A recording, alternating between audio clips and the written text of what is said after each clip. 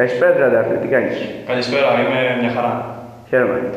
Πόσα χρόνια ασχολείσαι με τη χειροπάλη? Ασχολούμαι 3 χρόνια με το άθλημα της χειροπάλης. Έχεις κάποιες διακρίσεις?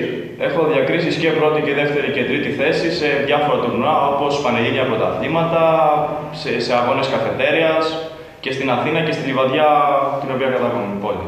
Μάλιστα. Ανήκεις σε κάποια ομάδα? Ανήκω στη JD του Γιώργου του Μπουλιούμη, την ομάδα η οποία έχει έδρα την Καλιθέα. Σε αυτή την ομάδα είμαι ουσιαστικά. Και προπονήσεις πού κάνεις ακριβώς? Προπονήσεις βασικά κάνω στη Λιβαδιά, όπου είναι η πόλη μου και εδώ πέρα μένω ουσιαστικά, αλλά που και που κατεβαίνω στην Αθήνα και ό,τι μου δείχνει ο Γιώργος ο Μπουλιούμης, τα δουλεύω και εγώ εδώ πέρα στην πόλη μου. Μάλιστα. Αυτό που θέλω βασικά να σε ρωτήσω είναι ποια είναι η γνώμη σου για τη Χάλ?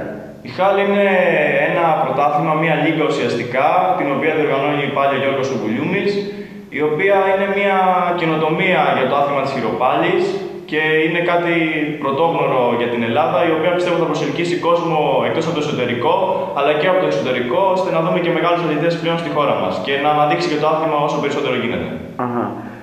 Πώς πιστεύεις ότι θα τα πας? Πιστεύω να τα πάω καλά.